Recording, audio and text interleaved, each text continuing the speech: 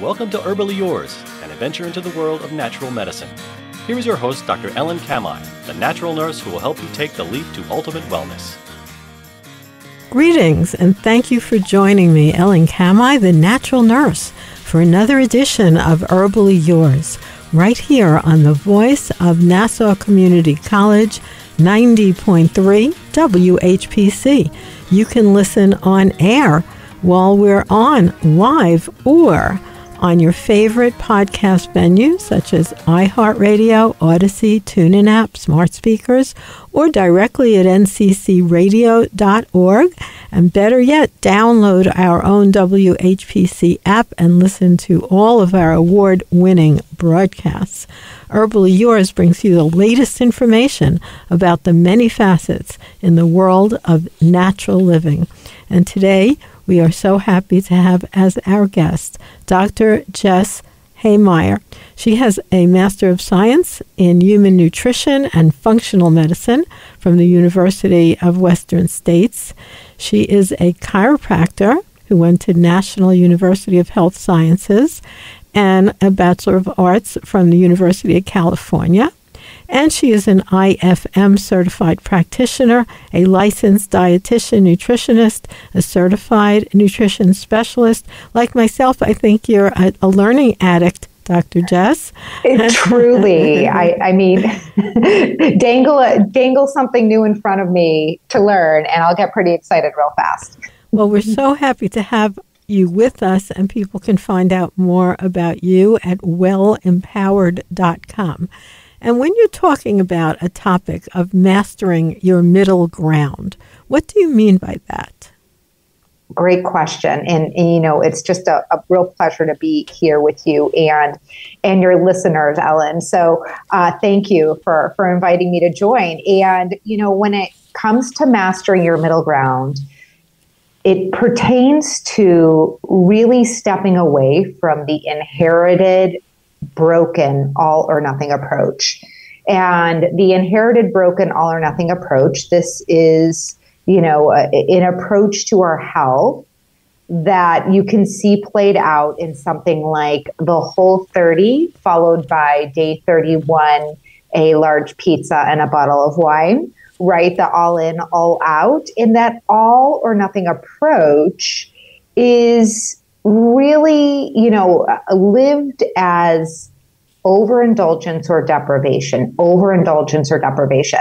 And fundamentally, either one of those, same different sides of the same coin, the coin itself is self-aggression, right? So self-aggression gives birth to this all or nothing, overindulgence, deprivation approach.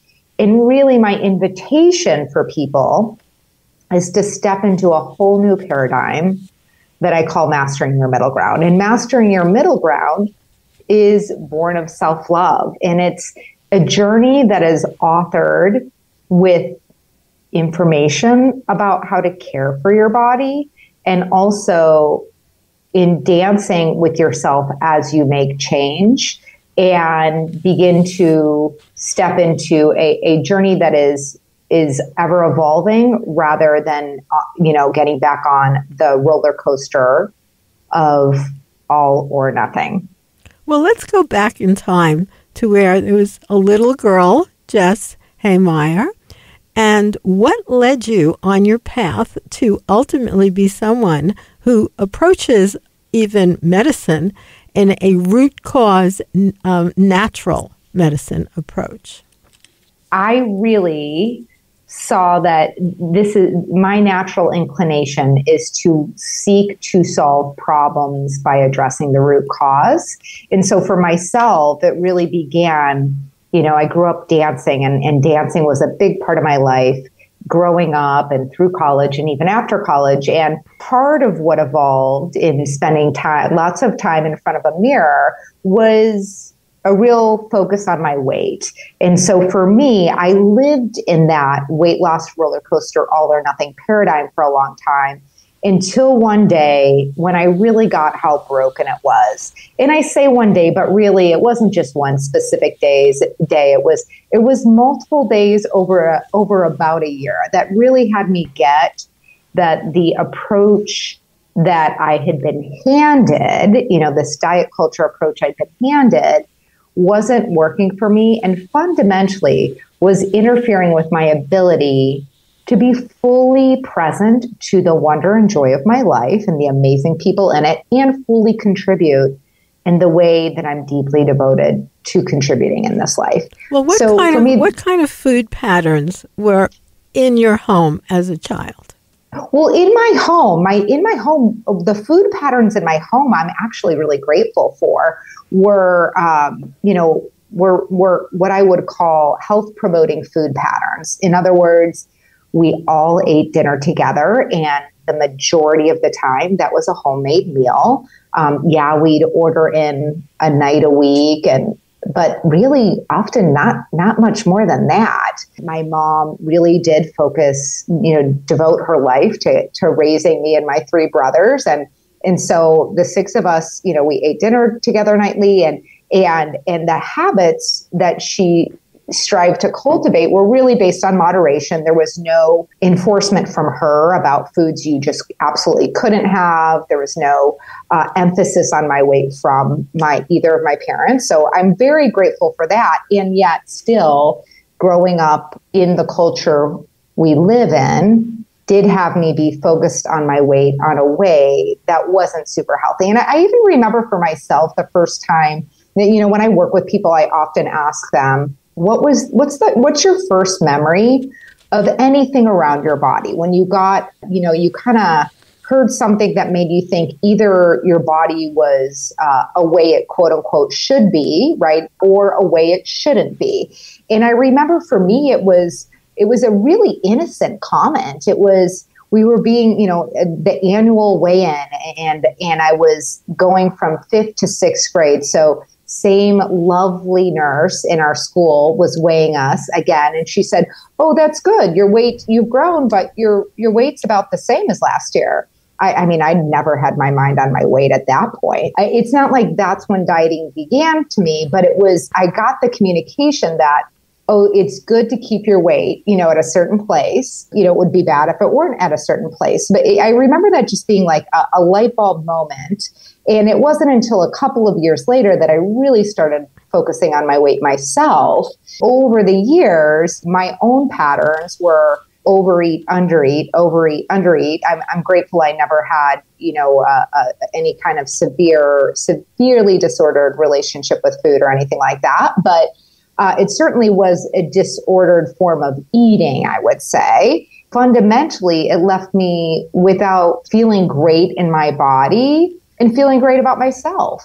And those were things that just weren't okay with me. And so in my own journey to master this area of my life, I began to get really curious about science at a whole new level. Ultimately, that did lead me back to graduate school because I really got that, yes, I wanted to be able to master this myself, but even beyond that, I wanted to use my learnings to contribute to others. I saw that I would only be able to do that if I could learn about the body in such a way that I could understand the unique physiology of an individual rather than take a one-size-fits-all, this worked for me, so it must work for you approach.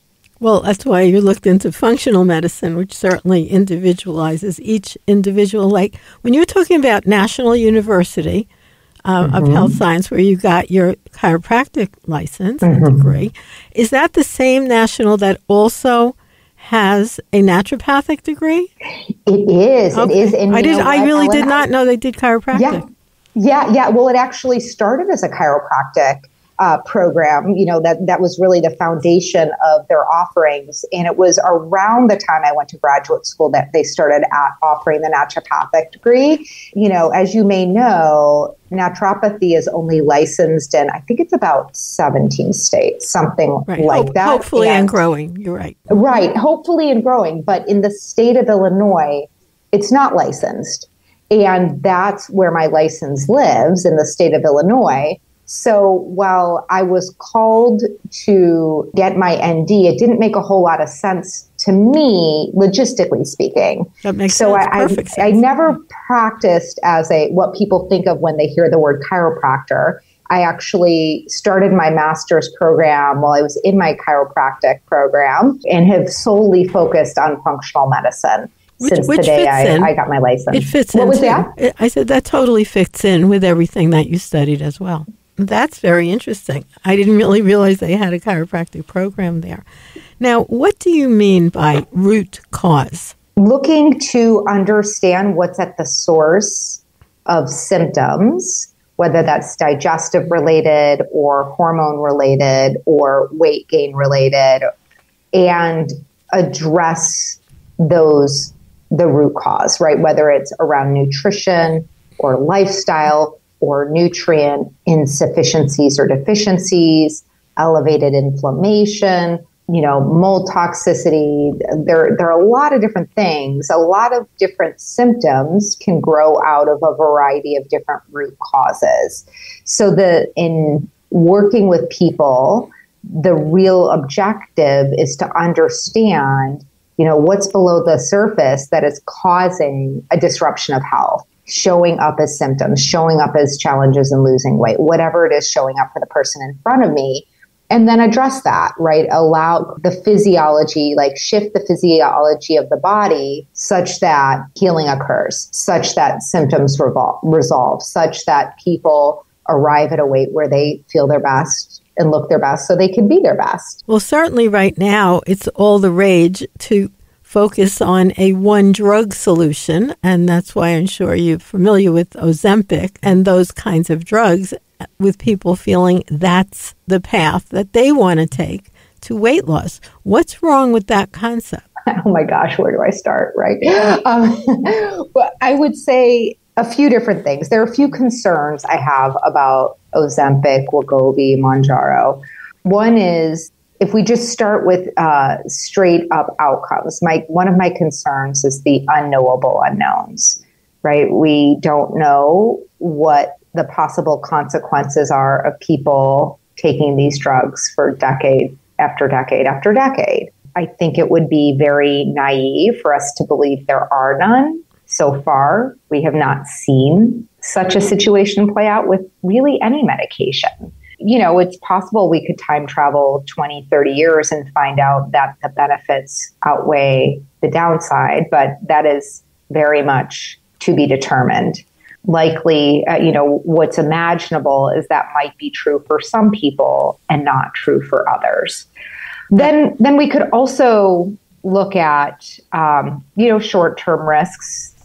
Short-term risks are things like increased risk of pancreatitis. No one's going to move forward without knowing they have pancreatitis. So if they had those symptoms, they would get off of it and then just stay off of it. Some research points to increased risk of thyroid cancer. My understanding is that there is some screening being done to help identify who would be at an increased risk. But then we can also talk about the paradigm that it promotes and the paradigm it doesn't promote, right? It's a source of great frustration for me when people scratch their head and say, we don't know what has caused the obesity epidemic. Because it's just not true. It's really just not true. Well, I wanted to remind our listeners that you are listening to Herbally Yours on the voice of Nassau Community College, 90.3 WHPC. Listen live online at nccradio.org, iHeartRadio, or any podcast venue of your choice. And for more information on today's guest or topic, you can visit our archives and click the live links, or email us at whpc@ncc.edu, or email me at naturalnurse.com. We're so happy to have as our guest today Dr. Jess Hehmeyer, and she has a Master of Science in Human Nutrition and Functional Medicine, and she is a nutritionist. A great way to find her beyond today's show is at wellempowered.com. That's wellempowered.com. And she has all kinds of great, very balanced information on how you can be totally happy and sort of in control of your own middle ground, mastering your middle ground. But what do you mean by the middle ground? By mastering the middle ground, I mean stepping away from the old inherited paradigm of all or nothing, right? The broken all or nothing paradigm that many people cycle through over and over again. And that all or nothing paradigm is lived as overindulgence and deprivation. Those are the two different sides of a coin called self-aggression. And so stepping into a different paradigm, a new paradigm called mastering your middle ground, is really a journey of living aligned with your intentions for your health and your life that is born of self-love. Well, what do you mean by the force field of weight loss? Yeah, the force field of weight loss is a combination of conversations and myths that we have inherited. We could kind of think about it like the context through which we view our health. And there are a variety of different myths out there in the force field. You know, one of the common myths of the force field is that there is one way to be healthy, right? There's one right way to move. There's one right way to eat or sleep or relax, all those different things. And you can kind of hear that in the way people talk. They can be a little bit of almost like zealots about their approach to exercise, to eating, etc. So that's an example of one of the myths of the force field. Now, there are 7 different conversations I found recur in this inherited force field that really define it and give it shape. One of them that I find people live within with some frequency is a collapse between morality and their actions. And what I mean by that, Ellen, is that people will talk about, oh, I was so good, I was so bad, I cheated. Oh, that's a good food, that's a bad food. And all of that language, that good, bad, cheated, should, shouldn't, that is the language of morality. And really, there is no good or bad in our food or beverages. They just produce certain outcomes.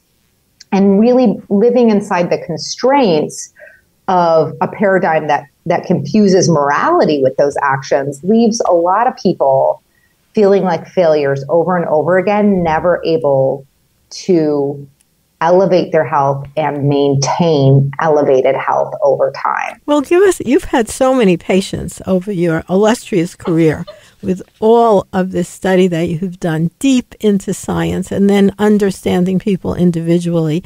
Is there a patient who pops into your head that you can share who is actually able to move through that and come out with really wonderful results? Absolutely. I'm thinking of a woman in particular who she sought my care after her second child, and there were a few things top of mind for her. One is she wanted to lose about 20 pounds of weight. So she was about 160, and she was looking to come down to that 140, maybe high 130s range. The other thing that she was dealing with was severe fatigue. Her liver enzymes were elevated. She had done all the appropriate imaging with a specialist who confirmed there was no underlying disease, but her liver enzymes were significantly elevated. And she was on an antidepressant, but that she wasn't interested in getting off of it. It was working fine for her, and that was great. So we got to work, and over the course of our work together, she lost 20 pounds and kept it off. Her liver enzymes came down into a normal range, so reflecting liver health. Energy levels drastically improved. She had been sleeping through the night, but one of the things she said was she didn't realize until she started to experience really restful sleep that her formerly, what she typically identified as restful sleep really wasn't. So she had a whole new level of restful sleep, and part of the consequence of that was elevated energy. But there were a few other things going on for her. And then lastly, on her, wasn't even on her checklist, she actually did get off of her antidepressant medication because, simply put, she just didn't need it anymore. She went off of it. She's been off of it. She feels great. It wasn't a commitment of hers, which was totally fine with me. That was just kind of icing on the wellness cake, so to speak. So what kind of changes did she make that created that outcome? She did a number of things. So first of all, she had quite a few nutrient deficiencies. And so we addressed the nutrient deficiencies. And when I say nutrient deficiencies, I know for her, some of the key points were B12 was in the quote unquote lab normal range, but not optimal for her. And that plays a really important role in not just our production of energy, but also our detoxification pathways, as well as healthy neuronal connections, the communication in our brain. Her omega-3 fatty acids were very, very low, and that plays an important role in our brain health and our mood. Inflammation was high, and inflammation was interfering with a few things. Firstly, it was interfering with her metabolism. We worked hard at reducing inflammation, both through nutritional shifts as well as with some targeted supplementation. And by inflammation in particular, Ellen, I'm speaking to HSCRP here. Inflammation also... wait, I'm going to stop you there because you obviously measured that, where a typical conventional physician doesn't even look for those markers. Right. Yeah. HSCRP is one of the essentials I measure on everyone, regardless of what they're coming to me for. Because and really, that's medically prudent and should be done with everyone because inflammation is linked to basically all illness. Truly. And it's so funny that we're having this conversation right now, Ellen, because my husband and I had this exact same conversation earlier today. So it's very funny. And, you know, the thing that I pointed out in the course of talking to my husband, who's not a physician, is I think one of the reasons it's not measured routinely is that mainstream medicine, they don't have tools to lower it, right? They don't know how to guide people to lower it. So they might see it high and they don't really have something to tell their patients to act on in order to lower it. Whereas if you're deep into natural medicine, as you and I are, we know there are tons of tools for lowering inflammation. Sometimes a supplement is useful and sometimes it's not necessary. It just depends on the person and where it is and a number of different factors. But yes, absolutely, measuring that HSCRP is really important. And then what? So then she was willing to make the changes that you suggested. Yes, she was willing to make the changes. We did make some nutritional shifts as well. She was a self-admitted sugar addict. Sugar was her kryptonite. And she did an amazing job. So one of the things, Ellen, when I work with people, I have them track off of a shared Google document and I go in and out. And so we can dialogue over the course of weeks together. And then when we meet, we can really dig in and find new solutions that work for their lives and for their commitment to their health.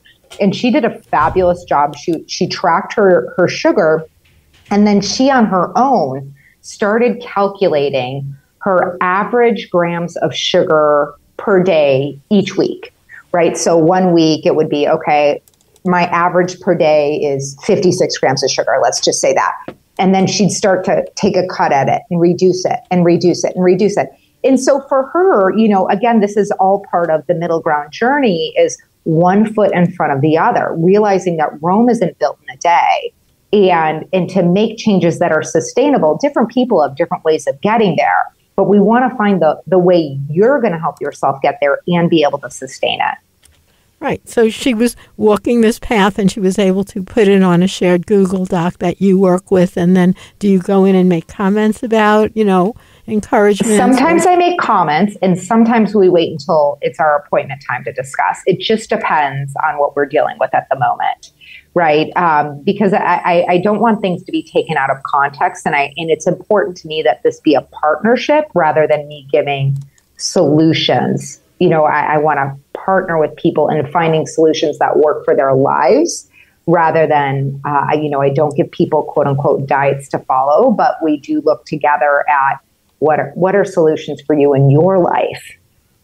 So then did the HSCRP also come down from her changes? Yes, absolutely. It came. I forget where it started. I want to say it started in the fives. Call it 5.6, and I do know now it's down under it's like 1.2. So drastically reduced that HSCRP. And again, that wasn't just one thing that made that happen, but a combination of things that allowed that number to come down. Well, that's, just a wonderful example of how much people can help really themselves by paying attention to make minimum changes. In my mind, this is how all of medicine should be done all the time for each individual, rather than you have this, we'll just slap this drug on there and see if it does something like change a number, even though it's not going to change how well you feel or how well you are. Absolutely. So it's really great that you have all these specific people that you were able to watch move through and feel much better, of course. Well, it's such a pleasure to, I'm sure you know, what a joy it is to be a part of people's health journey. It really is. To me, health is our foundation for authoring our lives, right? When we feel our best and when we look our best, we can be our best. And to me, that's really what this is all about. And if you were going to offer our listeners today just one little piece of advice, what do you think you can say and share with them? Yeah, my piece of advice is to live the next week with one question that you ask yourself. And that question is, what is the best game I can play right now? What is the best game I can play right now? And this question is really foundational to stepping into your middle ground, because it acknowledges the truth that your best game on a Wednesday afternoon is perhaps not the same. Maybe you won't come up with the same answer on a Saturday night where you're celebrating your birthday. That's okay. But if you are in earnest playing your best game, you're going to be moving along a trajectory that has, it's spiral up benefits over time. It's 1 + 1 = 3. When you practice that over and over again over time. Well, thank you so much for being our guest today and for all that great information and sharing. What's the best way for people to find you?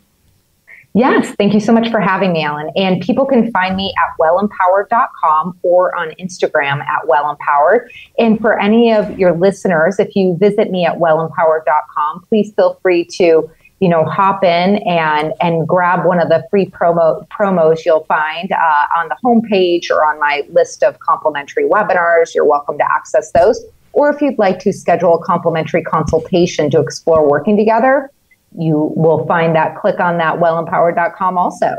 Well, thank you so much. And thank you, listeners, for tuning into Herbally Yours, produced in the studios of 90.3 WHPC, Nassau Community College, Garden City, New York. For further information, email us at whpc@ncc.edu. This is your host, Ellen Hehmeyer at naturalnurse.com, inviting you to join us next week for another edition of Herbally Yours. Until then, stay healthy.